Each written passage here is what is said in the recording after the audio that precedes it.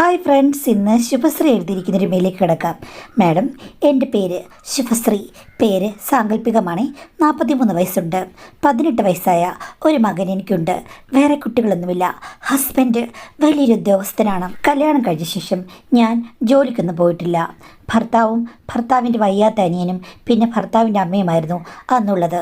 ഭർത്താവിൻ്റെ അച്ഛൻ പണ്ടേ മരിച്ചു പോയതാണ്. ഞാൻ ചെന്നപ്പോഴൊന്നും അദ്ദേഹമില്ല. പിന്നെ വയ്യാത്ത അനിയനുണ്ടായിരുന്നത് കൊണ്ട് അമ്മയുടെ കൂടെ ഞാനും വീട്ടിൽ നിൽക്കണമെന്ന് പറഞ്ഞു.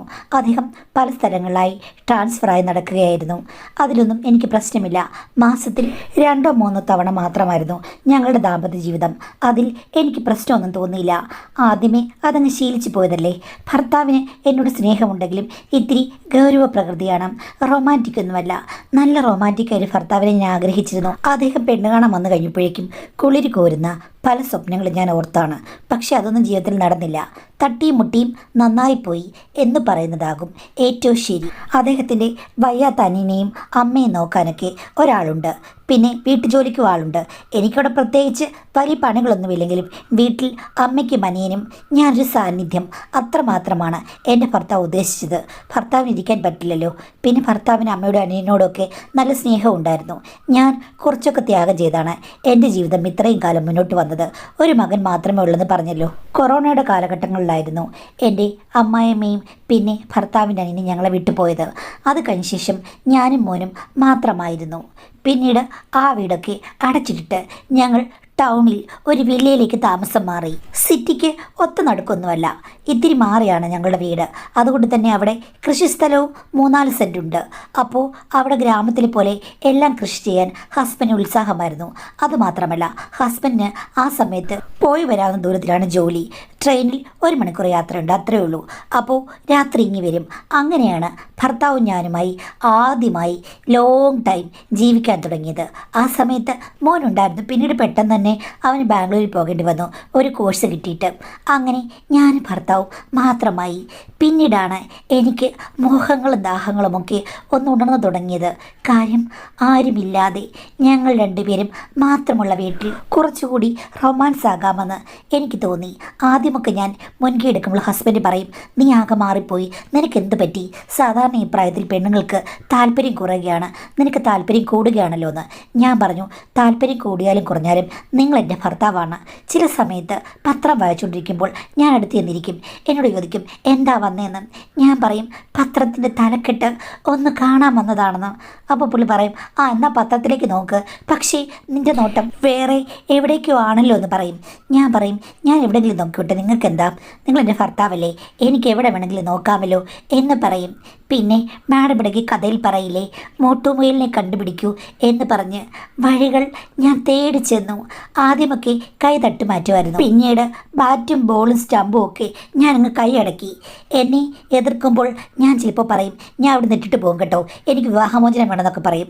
അങ്ങനെ എൻ്റെ ആറ്റിറ്റ്യൂഡ് ഞാനങ്ങ് മാറ്റി. അപ്പോൾ പുള്ളിക്കാരൻ സമ്മതിക്കും. പിന്നീട് അവിടെ പ്രൈവസിക്ക് ഉണ്ടല്ലോ മാഡം, അവിടെ ഇരുന്നു കൊണ്ട് തന്നെ ഞാൻ ചിലപ്പോഴൊക്കെ പുള്ളിയെ ഒന്ന് ഊർജ്ജസ്വലനാക്കി എടുക്കാൻ ശ്രമിക്കും. പുള്ളിക്ക് ആദ്യമൊക്കെ അതിലെതിർപ്പായിരുന്നു. പിന്നീട് ഞാൻ പുതിയ അടവുകളെടുത്തു. സത്യം പറഞ്ഞാൽ ഒരു കൗമാരക്കാരുടെ മനസ്സ് എന്നിലേക്ക് ആവേശിക്കുകയായിരുന്നു.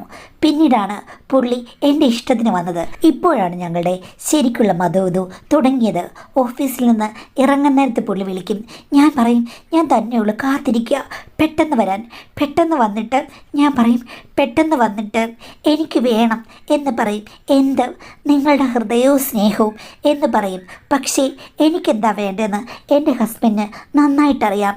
വരുമ്പോൾ അദ്ദേഹം വിയർത്തിട്ടാണോ ക്ഷീണിച്ചാണോ എന്നൊന്നും ഞാൻ നോക്കാറില്ല. രാഗവായന എനിക്കൊരു വീക്ക്നെസ്സാണ്. അതിൽ 10 മിനിറ്റെങ്കിലും ഭർത്താവിനെ ഒന്ന് റിലാക്സ് ആക്കിയ ശേഷം മാത്രമേ ഞാൻ പുള്ളിയെ ഡ്രസ്സൊക്കെ മാറി ഒന്ന് ഫ്രഷ് ആകാൻ അനുവദിക്കൂ. എൻ്റെ ഐഡിയകൾ പുള്ളിക്ക് നന്നായി ഇഷ്ടപ്പെട്ടു. അതിൻ്റെ അനുരണനങ്ങൾ പിന്നീട് 10 മണി 11 മണി ആകുമ്പോഴേക്കും എനിക്ക് 3-4 മണിക്കൂർ അനുഭവിച്ചറിയാം. ഞാൻ ചോദിക്കും, നിങ്ങളുടെ റൊമാൻസൊക്കെ ഇത്രയും നാളും നിങ്ങൾ എവിടെ ഒളിപ്പിച്ചിരിക്കുകയായിരുന്നു എന്ന്. അപ്പോൾ ഹസ്ബൻഡിനോട് ചോദിക്കും, നീ ഇത്രയും ഊർജ്ജസ്വലയായിരുന്നെങ്കിൽ പണ്ടേ ഞാൻ നിന്നെ കൊണ്ട് എവിടേക്കെങ്കിലും പറഞ്ഞേനേയും, നമ്മൾ തമ്മിൽ ഒന്നും പറയാതെ അഡ്ജസ്റ്റ് ചെയ്ത് ഇത്രയും നാൾ ജീവിച്ചത് മഹാമണ്ടത്തരമായി പോയി. ഉള്ളിലെ ആഗ്രഹങ്ങൾ അങ്ങോട്ടും ഇങ്ങോട്ടും തുറന്നു പറയണമായിരുന്നുവെന്ന് ഹസ്ബൻഡ് 100 വട്ടം പറഞ്ഞു. ഞാൻ പറഞ്ഞു, നിങ്ങൾക്ക് വേറേത് പെണ്ണുങ്ങളുമായി ബന്ധമുണ്ടെന്നാണ് ഞാൻ വിചാരിച്ചതെന്ന്. അപ്പോൾ ഹസ്ബൻഡ് പറയും, ഏയ് എനിക്ക് അങ്ങനൊന്നുമില്ലായിരുന്നു. ആക്ച്വലി ഒത്തിരി സുന്ദരിമാരെ കാണുമ്പോൾ എനിക്ക് ഇപ്പോഴും നല്ല ദാഹവും മോഹവും ഒക്കെ ഉണ്ട്. നീയല്ലാതെ മറ്റൊരു പെണ്ണിനെ എനിക്കിഷ്ടമൊക്കെയാണ് എന്ന് വെച്ചിട്ട് എനിക്കതിനുള്ള ധൈര്യമൊന്നുമില്ലായിരുന്നു. എൻ്റെ റെപ്യൂട്ടേഷൻ പോകുമെന്ന് ഭയന്ന് ഞാൻ ഇതൊന്നും ചെയ്തില്ല. എൻ്റെ ജോലിയുടെ ടെൻഷനും മറ്റുമായി എൻ്റെ ദാമ്പത്യ ജീവിതം, അതും വരണ്ട ദാമ്പത്യ ജീവിതവുമായി മുന്നോട്ട് പോകുകയായിരുന്നു. പിന്നെ വീട്ടിലെ പ്രശ്നങ്ങളും ടെൻഷനും ഒക്കെ നിനക്കറിയാമല്ലോ, എല്ലാം കൂടി ദുഃഖമായിരുന്നു. ഇപ്പോഴാണ് ഒന്ന് റിലാക്സ് ആയത്. ആഹാ, അപ്പം നിങ്ങളുടെ മനസ്സിൽ മറ്റു പല പെണ്ണുങ്ങളുമുണ്ടോ? ഒരാളെ മാത്രം മോഹിച്ചിരിക്കുന്ന ആരും ഈ ലോകത്തില്ല. എനിക്കും അത്തരം താല്പര്യങ്ങളുണ്ട്. നിനക്ക് താല്പര്യമില്ലേ? നീ പണ്ട് മറ്റാരെങ്കിലും പ്രേമിച്ചിട്ടില്ലേ എന്ന് ചോദിച്ചു. ഞാൻ പറഞ്ഞു, ഞാൻ പ്രേമിച്ചിട്ടില്ല. പ്രേമിക്കാനൊക്കെ തുടങ്ങുന്നതിന് മുമ്പ് നമ്മുടെ കല്യാണം കഴിഞ്ഞല്ലോ. അപ്പോൾ അവസരം കിട്ടിയാൽ നീ പ്രേമിക്കുമായിരുന്നു. അത് പിന്നെ പറയാൻ പറ്റില്ല, മനുഷ്യരല്ലേ എന്ന് ഞാനും പറഞ്ഞു. എങ്കിൽ ഞാൻ ഭർത്താവിനെ കിള്ളി ചോദിച്ചു, ശരിക്കും നിങ്ങൾക്ക് ഇപ്പോൾ ഏത് വയസ്സുള്ള പെണ്ണുങ്ങളാണ് താല്പര്യം തോന്നുന്നത്? എന്നെയാണോ അതോ എന്നേക്കാൾ തീരെ ചെറുപ്പമുള്ള പെൺകുട്ടികളാണോ എന്ന് ചോദിച്ചു കഴിഞ്ഞപ്പോഴേക്കും ഹസ്ബൻഡ് പറഞ്ഞു, ഉള്ളത് പറഞ്ഞു കഴിഞ്ഞാൽ നീ ചിലപ്പോൾ എന്നെ കളിയാക്കുമെന്ന്. ഞാൻ പറഞ്ഞു, കളിയാക്കില്ല, എനിക്കൊരു 25-ന് താഴെയുള്ള പെണ്ണുങ്ങളെയാണ് ഇഷ്ടം. അത് കൊള്ളാം, കിളന്ന പെമ്പിളാരെയാണ് നിങ്ങൾക്ക് ഇഷ്ടം. അപ്പം ഞാനിപ്പോൾ എന്ത് ചെയ്യും? ഞാൻ തിരിച്ച് എൻ്റെ പഴയ ജന്മത്തിലേക്ക് പോകാൻ പറ്റുമോ? അപ്പോൾ ഹസ്ബൻഡ് പറഞ്ഞു, അങ്ങനല്ല, ഇഷ്ടം തോന്നിയപ്പോൾ ഞാൻ പറഞ്ഞതാണ്. നീ പറ, നിനക്ക് എങ്ങനെയുള്ള ആണുങ്ങളെയാണ് ഇഷ്ടം എന്ന് ചോദിച്ചപ്പോൾ ഞാൻ പറഞ്ഞു, എനിക്കും നിങ്ങൾ പറഞ്ഞ പോലെ തന്നെ കിളന്ന പയ്യന്മാർ, മുട്ട അങ്ങോട്ട് വിരിഞ്ഞു വരുന്ന പോലുള്ള പൂപ്പരിവം എന്ന് പറഞ്ഞു കഴിഞ്ഞപ്പോഴേക്കും ഹസ്ബൻഡ്, ഇടിമിടുക്കി, നിൻ്റെ മനസ്സിലും ഇങ്ങനെയൊക്കെ ഉണ്ടായിരുന്നോ? എന്തായാലും ഇതൊക്കെ മനസ്സിലിരിക്കട്ടെ, പ്രാവർത്തികമാക്കാൻ ഇറങ്ങി തിരിച്ചു കഴിഞ്ഞാൽ വലിയ പാടാണ്, എൻ്റെ റെപ്യൂട്ടേഷനൊക്കെ പോകുമെന്ന് പറഞ്ഞു. എൻ്റെ പൊന്നു മനുഷ്യ, റെപ്യൂട്ടേഷൻ പ്രായപൂർത്തിയായ ആളുകൾക്ക് അങ്ങോട്ടും ഇങ്ങോട്ടും എന്തുമാകാമല്ലോ. നിങ്ങൾ എന്തിനാണ് ഇത്ര പേടിക്കുന്നത്? എടി, നീ എന്നെ തള്ളിവിടുകയാണോ അത്തരം ബന്ധങ്ങളിലൊക്കെ? ഒന്നാമത് പേടിച്ച് ഞാനെല്ലാം മാറി നിൽക്കുകയാണ്. നിൻ്റെ ഭർത്താവ് അങ്ങനെ പ്രേമിച്ച് ഏതെങ്കിലും കൊച്ചു പെണ്ണുങ്ങളുടെ കൂടെ ഇറങ്ങിപ്പോയി കഴിഞ്ഞാൽ നീ എന്ത് ചെയ്യും? ഞാൻ പറഞ്ഞു, അത് സാരമില്ല, നിങ്ങളങ്ങ് പോയിക്കോ. നിങ്ങൾ രണ്ടുപേരും കൂടെ പോയി എവിടെയെങ്കിലും അങ്ങ് ജീവിക്കേ. എനിക്ക് നിങ്ങളുടെ പെൻഷനും ബാക്കിയുള്ള പൈസയൊക്കെ തന്നാൽ മതി. അപ്പോൾ നീ എന്നെയല്ലേ സ്നേഹിക്കുന്നത്? പൈസയാണോ സ്നേഹിക്കുന്നത്? എൻ്റെ പൊന്നു മനുഷ്യ, ഒരു 3-4-5 കോടി എനിക്ക് തന്നിട്ട് നിങ്ങളങ്ങ് പോവും. ഏതെങ്കിലും കൊച്ചു പെമ്പിള്ളേരെ കല്യാണം കഴിച്ച് വിവാഹമോചനമൊക്കെ ചെയ്ത് നിങ്ങളങ്ങ് പോയിക്കോ. ഞാനും എൻ്റെ മോനും കൂടെ അടിച്ചു പൊളിച്ച് ജീവിച്ചോളാം. എടീ, നിനക്കത് മാത്രമാണോ? ഏതെങ്കിലും കൊച്ചു പയ്യന്മാരെ കല്യാണം കഴിക്കാൻ ഉദ്ദേശമുണ്ടോ? അതാണോടി നീ ഇങ്ങനെ പറഞ്ഞത്? എടീ, ഈ ഐഡിയ എല്ലാം നീ എടുത്ത് പുറത്തിടുമ്പോൾ എനിക്കിപ്പോൾ സംശയം തോന്നുകയാണ്. പ്രായമായ സമയത്ത് നീ ഇങ്ങോട്ട് വന്ന് പുതിയ തന്ത്രങ്ങൾ പയറ്റുന്നു. ഒരു സുപ്രഭാതത്തിൽ എന്നെ ഇട്ടിട്ട് നീ ഒളിച്ചോടി പോകുമോ എന്നൊക്കെ പറഞ്ഞ് ഭർത്താവ് അന്ന് രാത്രി എന്നോട് വഴക്കുണ്ടാക്കി. ചക്കിരി വെച്ചത് കുക്കിരി കൊണ്ടുവന്ന് പറഞ്ഞതുപോലെ നല്ല രീതിയിൽ വരികയായിരുന്നു. എൻ്റെ നാക്കിൻ്റെ ഒരു വളഞ്ഞ വഴി കൊണ്ട് അത് താറുമാറായി. പിന്നെ ഞാൻ പറഞ്ഞു, ഞാൻ വെറുതെ അങ്ങ് ചോദിച്ചാണ്, എന്തെങ്കിലുമൊക്കെ സംഭാഷണം പറയണമല്ലോ. പണ്ട് നമ്മൾ അധികം സംസാരിക്കില്ല, ഇപ്പം നമുക്ക് ഏത് വിഷയവും സംസാരിക്കാമല്ലോ. അതുകൊണ്ട് നിങ്ങളുടെ ഇഷ്ടമൊക്കെ അങ്ങ് ചോദിച്ചതാണ്. ഇതിപ്പോൾ വല്ലാത്ത തലവേദനയായല്ലോ എന്ന് പറഞ്ഞ് ഞങ്ങൾ രണ്ടുപേരും കൂടെ പിണങ്ങി. പിന്നെ ഒരാഴ്ച ഞങ്ങൾ കാര്യമായി ഒന്നുമില്ലായിരുന്നു, മിണ്ടാതിരുന്നു. അത് കഴിഞ്ഞപ്പോൾ പുള്ളി എൻ്റെ അടുത്ത് വന്നൊന്ന് ചൊറിഞ്ഞു. അപ്പോൾ പരിഭവങ്ങളെല്ലാം മറന്ന് ഞങ്ങൾ രണ്ടുപേരും കൂടി അന്ന് തകർപ്പൻ സ്നേഹപ്രകടനങ്ങളായിരുന്നു. അന്ന് ഞാൻ ഹസ്ബൻഡിനോട് ചോദിച്ചപ്പോൾ ഹസ്ബൻഡ് പറഞ്ഞു, നീ പറഞ്ഞത് ശരിയാണ്, വെറൈറ്റി ആയിട്ടുള്ള കാര്യങ്ങൾ സംസാരിക്കുകയും ആലോചിക്കുകയും പ്രവർത്തിക്കുകയൊക്കെ ചെയ്തെങ്കിൽ മാത്രമേ ദാമ്പത്യ ബന്ധം നന്നായി നിർത്താൻ പറ്റുകയുള്ളൂ. ഷെടാ, നിങ്ങൾക്കെങ്ങനെയാണ് ഈ കുറഞ്ഞ ദിവസത്തിനുള്ളിൽ ഇത്രയും നല്ല ബോധോദയമൊക്കെ ഉണ്ടായത് എന്ന് പറഞ്ഞു കഴിഞ്ഞപ്പോഴേക്കും ഹസ്ബൻഡ് പറഞ്ഞു, എടി, എൻ്റെ കൂടെ ജോലി ചെയ്യുന്ന ഒരുത്തനുണ്ട്, ഭാര്യയും മക്കളും ഒക്കെ അങ്ങ് നാട്ടിലാണ്, അവരോട് സ്നേഹക്കുറവൊന്നുമില്ല. പക്ഷേ ഇവിടെ ഒരു സെറ്റപ്പ് ഉണ്ട്. ആ പെണ്ണിനെ ഒരു ഫ്ലാറ്റിലാണ് താമസിപ്പിച്ചിരിക്കുന്നത്, ഇവനും അവിടെയാണ് താമസം. ഇതിനേക്കാൾ വലിയൊരു രഹസ്യം നിനക്ക് കേൾക്കണോ? എന്താ ചേട്ടാ? എടി, ആ പെണ്ണിന് വേറെ കാമുകനുണ്ട്. പകൽ സമയത്ത് അവൻ്റെ കൂടെ കറങ്ങാൻ പോകും, രാത്രിയാകുമ്പോഴേക്കും ഇവിടെ ചേക്കേറും. എല്ലാം ഇയാളും കൂടെ അറിഞ്ഞുകൊണ്ടാണ്. കാമുകൻ അറിയുമെന്നറിയില്ല, എന്തായാലും അവൾക്ക് പ്രണയം കാമുകനിൽ നിന്ന് കിട്ടുന്നുണ്ട്. പിന്നെ ബാക്കിയുള്ള സൗകര്യങ്ങളെല്ലാം ഇവനിൽ നിന്നും. ഉള്ളതാണോ? ഇങ്ങനെയൊക്കെ 1-2 പേരെ എങ്ങനെ ചേട്ടാ മാനേജ് ചെയ്യുന്നത്? അതാണ് പറഞ്ഞത്, മനുഷ്യർക്ക് പല രീതിയിലുള്ള വിക്രയങ്ങളും ഉണ്ടടി, അതൊക്കെ പുറത്തെടുത്തെങ്കിൽ മാത്രമേ അനുഭവിക്കാൻ പറ്റുകയുള്ളൂ എന്ന് പറഞ്ഞു. ആവശ്യമില്ലാത്ത ഒരു കാര്യങ്ങൾ പറഞ്ഞ് പുറത്തെടുത്ത് നിങ്ങൾ വിക്രയങ്ങളൊന്നും കാണിക്കണ്ട, ഞാൻ തന്നെ നിങ്ങളെ മാനേജ് ചെയ്യും എന്ന് പറഞ്ഞ് അന്ന് 2ാമതൊരു ഷോ കൂടി ടിക്കറ്റ് എടുക്കാതെ ഉണ്ടായിരുന്നു മാഡം. ഒരു ദിവസം ഞങ്ങളുടെ തൊട്ടപ്പുറത്തൊരു വില്ലയുണ്ട്. അവിടെ ഒരമ്മയും മകളും പിന്നെ ഹസ്ബൻഡും ഉണ്ട്. ഹസ്ബൻഡ് എൻ്റെ ഭർത്താവിനെ പോലെ തന്നെ ബിസിയാണ്. ആ സ്ത്രീയാണെങ്കിൽ ഒരു പാവമാണ്, അധികം മിണ്ടുകയൊന്നുമില്ല. 2 പെൺമക്കളാണുള്ളത്. ഒരുത്തി വിവാഹം കഴിഞ്ഞ് വിദേശത്താണ്. ഇളയവൾ ഡിഗ്രി അവസാന വർഷം പഠിക്കുകയാണ്. ആ പെൺകുട്ടി വീട്ടിൽ വരികയില്ലെങ്കിലും മതിലിൻ്റെ അടുത്ത് നിന്ന് എന്നോട് അരമണിക്കൂറൊക്കെ സംസാരിക്കാറുണ്ട്. ആഴ്ചയിൽ ഒരിക്കലെങ്കിലും അവൾ എന്നോട് കുറേ കാര്യങ്ങളും വിശേഷങ്ങളും ഒക്കെ പറയും. ഞങ്ങൾ തമ്മിൽ നല്ല സൗഹൃദമാണ്. പോക്കും വരവൊക്കെ കുറവാണെന്നേ ഉള്ളൂ.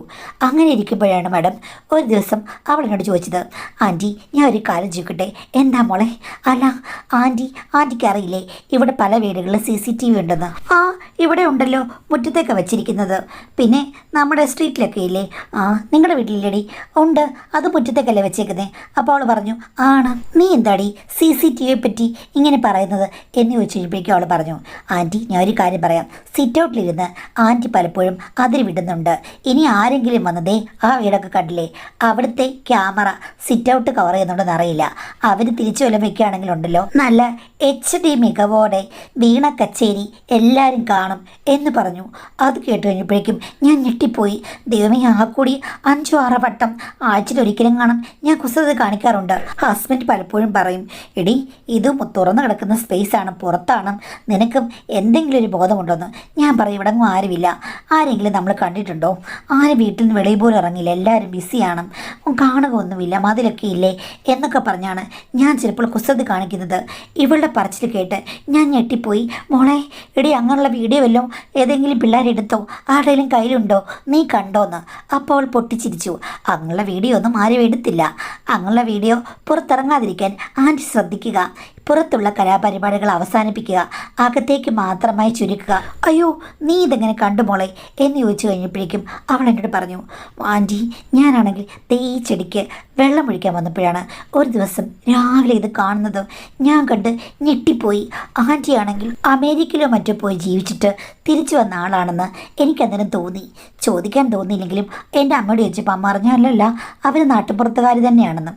അപ്പോഴാണ് എൻ്റെ ആൻറ്റിയുടെ ആ ഒരു വിപ്ലവം കണ്ട് ഞാൻ ഞെട്ടിപ്പോയത്. ഒത്തിരി നാളായിട്ട് ചോദിക്കാതിരിക്കുകയാണ്. പിന്നെ ഞാൻ വേറെ ദിവസം കണ്ടു. ഇപ്പം ഞാൻ പറഞ്ഞത് എന്താണെന്ന് വെച്ച് കഴിഞ്ഞാൽ അവർ പുതുതായിട്ട് CCTV വെച്ചതിൻ്റെ പേരിലൊക്കെ തർക്കമുണ്ട്. അത് വേണമെങ്കിൽ സിറ്റ് ഔട്ടിലേക്ക് വരാൻ കേട്ടോ. അതുകൊണ്ട് സൂക്ഷിച്ചും കണ്ട് നിൽക്കുക, അകത്ത് മതി ആൻറ്റി എന്ന് പറഞ്ഞു. ഞാനിപ്പോഴേക്കും ചമ്മിപ്പോയി. സോറി മോളേടി, അബദ്ധം പറ്റിപ്പോയതാണ് എന്നൊക്കെ പറഞ്ഞു. അതെന്താ ആൻറ്റി അബദ്ധം? എന്തിനാ പുറമേ എന്നൊക്കെ ചോദിച്ചു കഴിഞ്ഞപ്പോഴേക്കും അവളോട് ഞാൻ എൻ്റെ ജീവിതകഥ പറഞ്ഞു. മോളെ വരണ്ട് കിടക്കുകയായിരുന്നടി. ഇപ്പം മോനൊക്കെ അങ്ങ് പോയി കഴിഞ്ഞപ്പോഴേക്കും ഞാൻ ഹസ്ബൻഡ് തന്നെ ആയപ്പോഴാണ് സടകുടഞ്ഞ സിംഹം പോലെ അദ്ദേഹത്തെ ഞാനൊന്ന് സടകുടഞ്ഞ് എഴുന്നേൽപ്പിച്ചത്. ഇപ്പോഴാണ് മോളെ എൻ്റെ മധുവിധു കാലം. ഇതുവരെ ശരിക്കും ഒന്നുമില്ലായിരുന്നു ജീവിതത്തിൽ എന്ന് പറഞ്ഞിട്ട് ഞാൻ അവളോട് എൻ്റെ ജീവിത കഥകളെല്ലാം പറഞ്ഞു. അത് കഴിഞ്ഞതിൽ പിന്നെയാണ് ഞങ്ങൾ തമ്മിൽ നല്ല കൂട്ടുകാരായത്. അവൾ എന്നോട് മിക്കവാറും ദിവസങ്ങൾ ചോദിക്കും, കല്യാണം കഴിച്ചില്ലെങ്കിലും ഞാനങ്ങ് ചോദിക്കുകയാണ്, ആൻറ്റി ഇപ്പോഴെങ്ങനെയുണ്ട്, ഇന്നലെ എന്താണ്, അങ്കിൾ എന്തായിരുന്നു എന്നൊക്കെ ചോദിക്കും. ഞാനിപ്പോൾ പറയും, മോളെ ഇന്നലെ തെറ്റിപ്പട്ടം കെട്ടി ഗജവീരനെ പോലെയായിരുന്നു അങ്കിൾ എന്ന് പറയും. പൂരം നടന്നോ?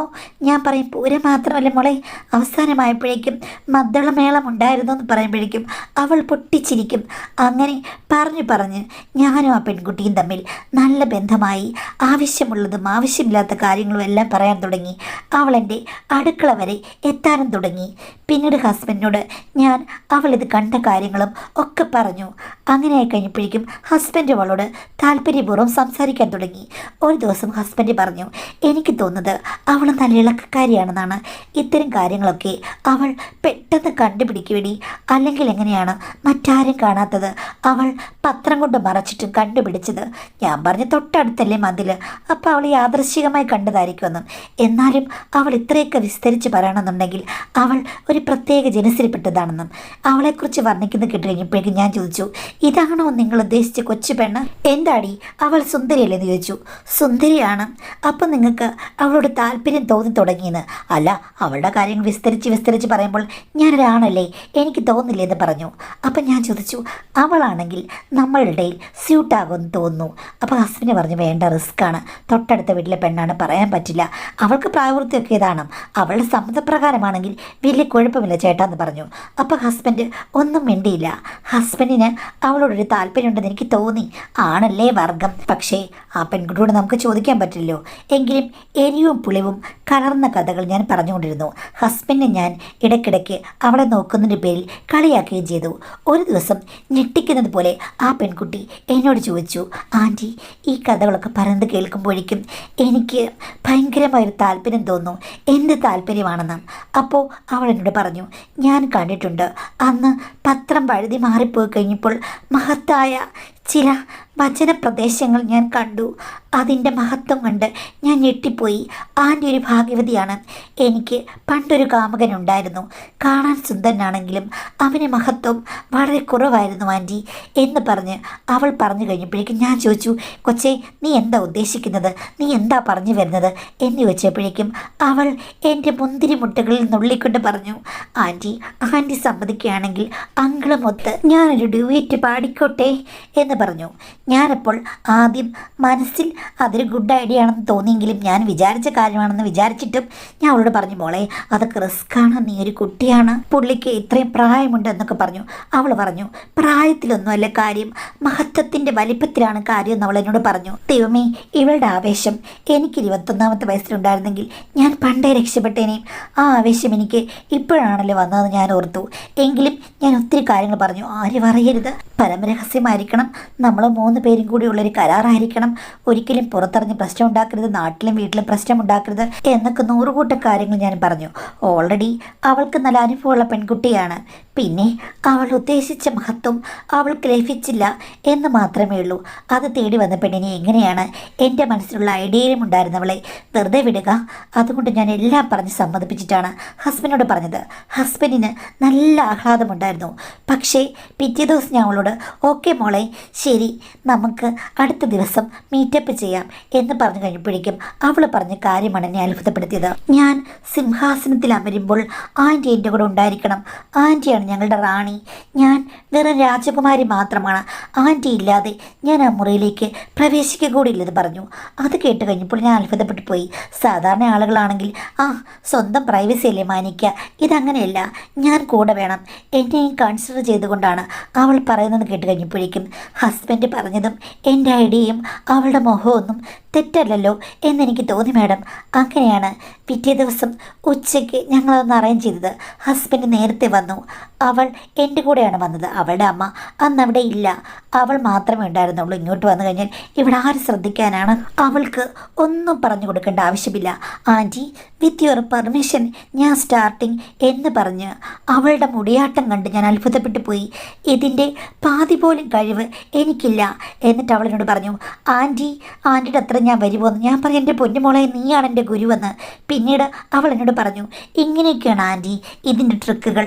ആൻറ്റി കോണോട് കോൺ, മട്ട കോൺ എന്ന് പറഞ്ഞ് അവൾ എന്നെ ജോമെട്രി പഠിപ്പിച്ചു. അവൾ പറഞ്ഞ ടെക്നിക്കുകൾ കൂടി ആഡ് ചെയ്ത് കഴിഞ്ഞപ്പോഴില്ലേ മാഡം, എൻ്റെ ഹസ്ബൻഡ് എന്നെ അഭിനന്ദിച്ചു. അവളെ ആദ്യമായി സിംഹാസനത്തിൽ പിടിച്ചിരുത്തിയത് ഞാനാണ്. അവൾ എന്നെ നന്ദിയോടുകൂടി സ്മരിച്ചു.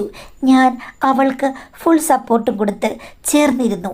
അതുമാത്രമല്ല, അവൾ എൻ്റെ ഹസ്ബൻഡിനോട് എൻ്റെ കാര്യങ്ങളിലും കൂടുതൽ ശ്രദ്ധ ചെലുത്താനും എനിക്ക് ഹസ്ബൻഡും അറിയാത്ത ലോകങ്ങൾ കാട്ടിത്തരാനും ഞങ്ങളുടെ കൂടെ അവൾ നിന്നു. ചുരുക്കം പറഞ്ഞാൽ എപ്പോഴും ഒരാഴ്ചയിൽ ഒരു 2 വട്ടമെങ്കിലും അവൾ വരും. ഞങ്ങൾ 3 പേരും തമ്മിലാണ് ചർച്ചകളിലൂടെ കത്തിജ്വലിച്ച് മുന്നേറുക. അവൾ വന്നതിൽ പിന്നെ എൻ്റെ ഹസ്ബൻഡിനും എനിക്ക് നല്ല മാറ്റമുണ്ട്. അവളാണ് ഒന്നിലധികം തവണ എനിക്ക് എന്നെ തന്നെ അറിയാനുള്ള അവസരം ഉണ്ടാക്കി തന്നത്. ഹസ്ബൻഡിന് കൊടുത്ത നിർദ്ദേശങ്ങൾ മൂലം ഹസ്ബൻഡ് ഉണർന്ന് പ്രവർത്തിച്ചു കഴിഞ്ഞപ്പോഴേക്കും എനിക്ക് കൂടുതൽ ബെനിഫിറ്റായി. അവളെ സത്യം പറഞ്ഞു കഴിഞ്ഞാൽ മാലാഖ എന്നാണ് എനിക്കിപ്പോൾ വിശേഷിപ്പിക്കാൻ തോന്നുന്നത്. അങ്ങനെ അവളുടെ കൂടെയാണ് ഞങ്ങൾ 2 പേരും. ഞങ്ങളുടെ ബന്ധം ആരും അറിയാതെ ഒത്തിരി നാളായി ഇങ്ങനെ നന്നായി മുന്നോട്ട് പോവുകയാണ് മാഡം. എൻ്റെ മകൻ വരുമ്പോൾ മാത്രമാണ് അവധിക്ക്. ആ സമയത്ത് ഞങ്ങൾക്ക് ഒന്നും നടക്കില്ല. അല്ലാത്ത സമയങ്ങളിൽ ഞങ്ങൾ ഒന്നിച്ച് ഒന്നായി മുന്നോട്ട് പോവുകയാണ്.